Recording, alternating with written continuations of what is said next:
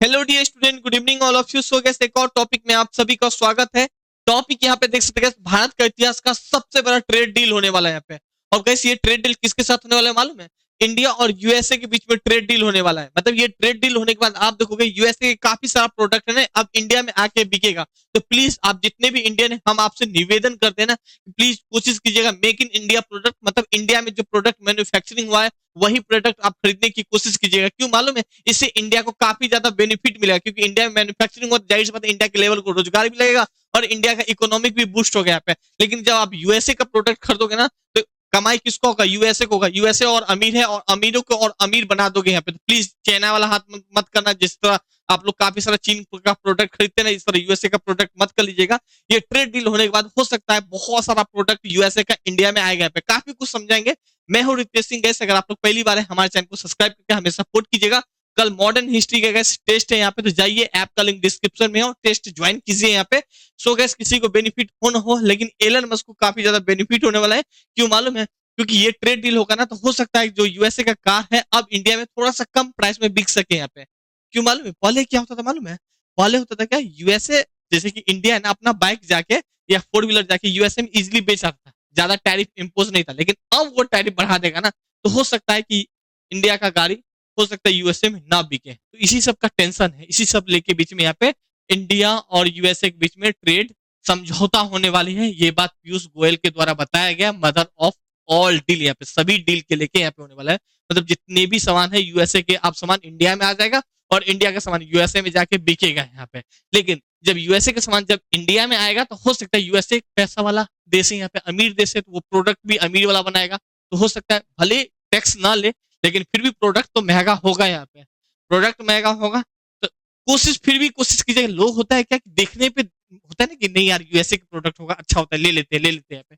Please ऐसा feeling मत, कोशिश कीजिएगा इंडियन प्रोडक्ट ही ले यहाँ पे। खैर खैर, थोड़ा आगे और बढ़े। ये जो ट्रेड डील के लेके ये समझौता क्यों कर रहा है, तो इंडिया ने काफी थोड़ा परेशान है गैस ये रिसिप्रोकल टैरिफ लेके। यहाँ पे ये टैरिफ बढ़ा देने से ना प्रोडक्ट थोड़ा महंगा हो जाएगा। जैसे कि मैं बताऊं कि इंडिया का प्रोडक्ट पहले 100 रुपया का प्रोडक्ट मान लीजिए इजिली से 110 में बिक जाता था यहाँ पे, ठीक है, मतलब 10% का टैरिफ लगाया हुआ, कुछ ना कुछ जरूर टैक्स लेता था यूज से। लेकिन अब ऐसा नहीं, अब बोला है कि हम 25% का यहाँ पे, या आप अगर मेरे प्रोडक्ट जैसे कि पहले व्हीकल है ना, 1 लाख का व्हीकल आराम से यूएसए में 1,10,000 बिक जाता था। लेकिन वही व्हीकल अगर यूएसए के द्वारा मैन्युफैक्चरिंग हो गया, 1 लाख का व्हीकल इंडिया में आके बेचने की कोशिश करे, तो भारत सरकार कितना पैसा लेता था मालूम है? भारत सरकार सीधा बोलता था हम 50% लेंगे, 40%, मतलब वो 1,40,000 रुपया हम लेंगे, मतलब पैसा बढ़ा के लेता था। तो इस मामले में इंडिया समझदार हुआ ना, यूएसए बेवकूफ हो गया ना। लेकिन अब डोनाल्ड ट्रंप समझदार हो चुका है, बोला बेटा जितना पैसा अगर तुम हम पे टैरिफ बढ़ाते थे ना, अब हम इतना ही तुम पे बढ़ाएंगे। मतलब ना तुम्हारा सामान बिकेगा ना मेरा सामान बिकेगा।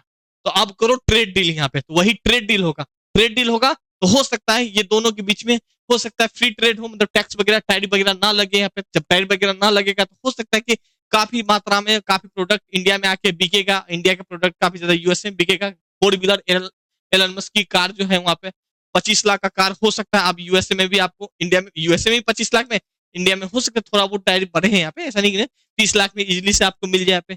चीन की कार मिलने लगेगा यहाँ पे, लेकिन फिर इंडिया की कंपनी के लिए दिक्कत है। तो इसीलिए भारत सरकार परेशान होता है। टैरिफ क्यों बढ़ा दिया जाता है विदेशी कंपनी पे? ताकि विदेशी कंपनी इंडिया पे हावी ना हो, इंडिया की जनता पे हावी ना हो, इंडिया की जनता को लत ना लगे। इसीलिए भारत सरकार टैरिफ बढ़ा देते हैं यहाँ पे, और कोई खास उद्देश्य नहीं है।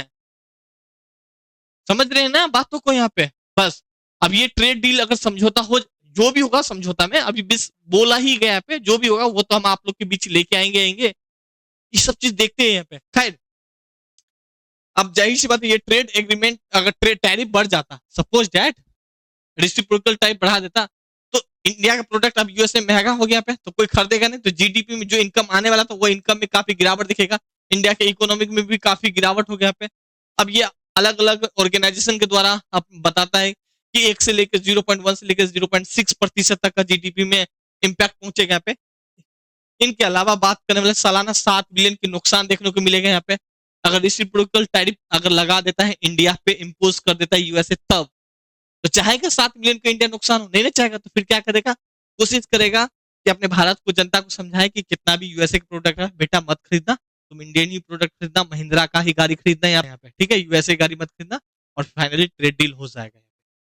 ट्रेड डील तो होना ही होना है यहाँ पे, समझ रहे हैं यहाँ पे, क्योंकि लॉस झेल नहीं सकता। इतना 7 बिलियन आ जाएगा तो हो सकता है बहुत कुछ सामान खरीद सकता है इंडिया यहाँ पे।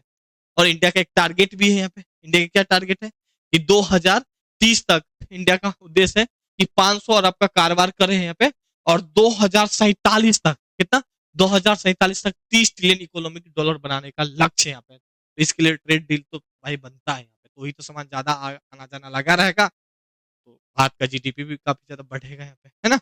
सो आज के लिए केवल इतना ही, बाकी और भी कुछ होगा तो हम आप लोग के बीच जरूर लेके आने वाले हैं।